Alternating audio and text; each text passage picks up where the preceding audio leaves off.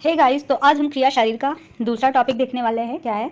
Basic principle of Ayurveda. तो आज हम ये देखेंगे। अगर आपको हमारे नोट्स चाहिए तो आप हमारे टेलीग्राम चैनल पे जाके डाउनलोड कर सकते हैं। तो चालू करते हैं। हमारा चैप्टर सेकंड, दोष धातु मलमूलम ही शरीरम।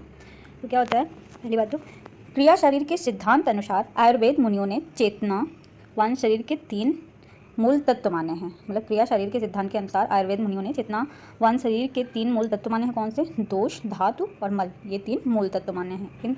इन तीनों शरीर के मूल समवायी कारण होते हैं। ये तीनों क्या होते हैं? शरीर के मूल समवायी कारण होते हैं। शरीर की 3 अवस्थाएं होती हैं। कौन सी?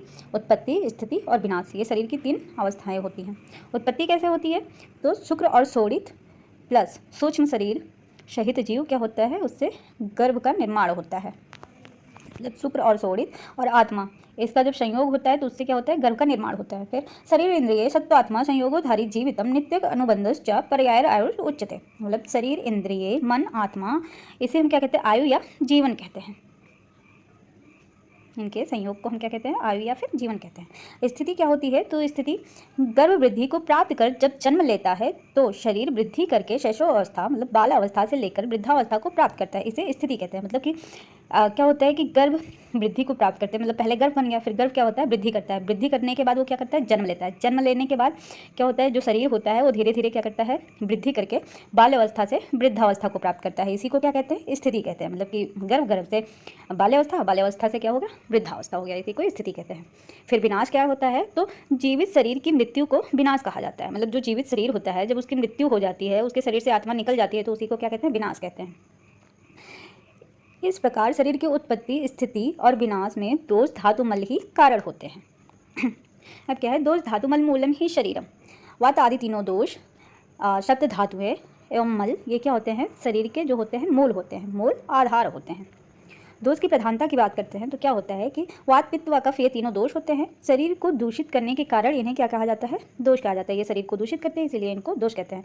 और शरीर को धारण करने से के कारण ये धातु भी कहलाते हैं। मतलब जब यही दोष जब साम्य अवस्था में होते हैं तो क्या करते हैं? हमारे शरीर का धारण करते हैं, इसीलिए ये क्या कहलाते हैं? धातु भी कहलाते हैं। ये दोष रसादि धातुओं को मलिन करते हैं, अतः मल कहे जाते हैं। और यही जो वात पित्त कफ है, जब रसादि धातुएं जो हैं इनको क्या करते हैं? मलिन करते हैं, दूषित करते हैं, तो ये क्या कहलाते हैं? मल कहलाते हैं। अतः वात पित्त व कफ की दोष धातु व मल, इस प्रकार ये तीनों संज्ञाएं हैं। वात पित्त कफ ये क्या होते हैं? शारीरिक दोष होते हैं। रज और तप मानसिक दोष होते हैं। दोष की बात करते हैं तो 2 होते हैं, शारीरिक दोष होते हैं, मानसिक दोष होते हैं। वात पित्त कफ को क्या कहते हैं? त्रिस्तंभ या त्रिस्थूल कहते हैं। रज और तम ये क्या होते हैं? मानसिक विकार होते हैं। वात का काम क्या होता है? गति और प्राणदायक होता है। पित्त का पाचन करना होता है। कफ का बल प्रदान करना और ओज वृद्धि करना। वायु पित्तम कफश्चेति त्रयोदोषे समासता। वायु पित्त कफ ये शरीर के उत्पत्ति के कारण हैं। वायु पित्त कफ क्या होते हैं? ये तीनों दोष शरीर की उत्पत्ति के कारण होते हैं। इन्हीं के क्या होता है कि नीचे, मध्य और ऊपर यथाक्रम रहने वाले वात पित्त कफ से यह शरीर धारित रहता है। मतलब कि क्या होता है? वात पित्त कफ ये क्या हो गया हमारा? ये हमारा नाभि हो गया, ये हमारा हृदय हो गया। तो नाभि के नीचे क्या होता है हमारा? वात होता है। नाभि और हृदय के बीच में हमारा पित्त होता है, और नाभि हृदय के ऊपर क्या होता है हमारा? कफ होता है। मतलब क्या है कि ऐसे पहले नाभि हो गया हमारा, फिर हृदय हो गया, तो नाभि के नीचे हमारा वात हो गया, नाभि के बीच और हृदय के बीच में हमारा पित्त हो गया, और हृदय के ऊपर हमारा कफ हो गया। ये क्या होता है? ये इनका स्थान होता है। वही यहाँ पे लिखा है, नाभि के नीचे वात, हृदय व नाभि के मध्य पित्त, हृदय के ऊपर कफ का स्थान माना है। इस प्रकार इन्हें त्रिस्थूल भी कहते हैं। वात पित्त कफ मतलब तीनों दोष, और चौथा क्या है? रक्त। इन चारों को भी अनेक आचार्यों ने शरीर का दोष कहा है, अर्थात चौथा दोष रक्त को माना गया है। अनेक आचार्यों के अनुसार ये चारों शरीर की उत्पत्ति, स्थिति व नाश का कारण होते हैं। कौन कौन सा? तो हमारा तीनों दोष और चौथा क्या है? हमारा रक्त। ये चारों क्या होते हैं? शरीर की उत्पत्ति, स्थिति और नाश का कारण होते हैं। अब धातु की प्रधानता की बात करते हैं तो धारणा धातुआ, अर्थात जो शरीर का धारण करता है उसे क्या कहते हैं? धातु कहते हैं। धातु जो होते हैं शब्द 7 होते हैं। कौन कौन से? रस, रक्त, मांस, मेद, अस्थि, मज्जा और शुक्र, ये 7 हमारे धातु होते हैं।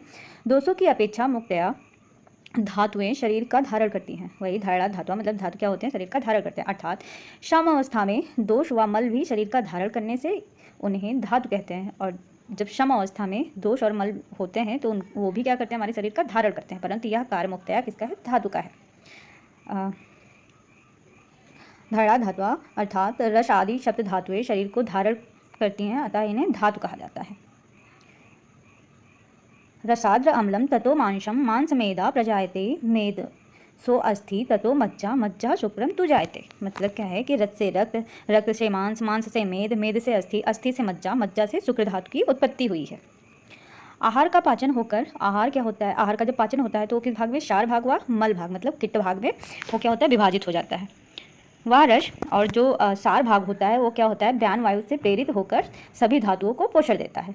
जब ये सात धातुएं वात आदि दोष से दूषित होती हैं तो इन्हें दुष कहा जाता है। मतलब कि जो हमारी शब्द धातुएं हैं रस आदि, ये जब जो हमारे वात आदि दोष हैं इनसे दूषित होती हैं तो हमारी इनको क्या कहा जाता है, दूषित कहा जाता है। जो दूषित करता है उसको क्या कहते हैं, दोष कहते हैं। सातों धातुएं अपनी अपनी सातों अग्नियों से किट और प्रसाद रूप में दो प्रकार से पाक हो जाता है। मतलब कि जो सातों धातुएं हैं उनकी जो अपनी अपनी अग्नियाँ होती हैं उनसे जब पाक होता है तो क्या होता है कि किट और प्रसाद भाग में दो डिवाइड हो जाता है। फिर यही प्रसाद भाग उस धातु के उपधातु का पोषण करती है। फिर वही प्रसाद भाग जो होता है, जो धातु है उसकी उपधातु का पोषण करती है। अर्थात प्रत्येक धातु की अग्नि उस धातु का पाक करती है, वह प्रसाद भाग बनाती है। आगे जाकर यही प्रसाद भाग उस धातु की उपधातु का पोषण करती है। अब धातुओं के मुख्य कार्य की बात करते हैं तो रस का कार्य क्या होता है, प्रेरण, रक्त का होता है जीवन, मांस का होता है लेपन, मेद का होता है स्नेहन, अस्थि का धारण, मज्जा का पूरण और शुक्र का क्या होता है, गर्भ स्थापना। ये कार्य होते हैं धातुओं के। अब मल की बात करते हैं तो मल की प्रधानता की बात करते हैं तो क्या है, मलिनीकरणान मौला, मतलब कि जो शरीर को मलिन करे उसे क्या कहते हैं, मल कहते हैं। मल क्या होते हैं तो हमारा मूत्र, पुरीष और श्वेत, इनको क्या कहा गया है, मल कहा गया है। सप्त धातुओं के मल इस प्रकार है। जैसे रस का मल क्या होता है, कफ होता है, रक्त का पित्त होता है, मांस का कर्णनाशा और खमल, खमल बहुत इंपॉर्टेंट है ये याद रखिएगा। मेद का होता है श्वेद, अस्थि का मल होता है नख और रोम, मज्जा का होता है नेत्र, पुरीष, त्वचा, त्वचा का स्नेहांश। फिर क्या है, और आचार्य वाग्भट ने शुक्र का मल किसको बताया है, ओज को बताया है।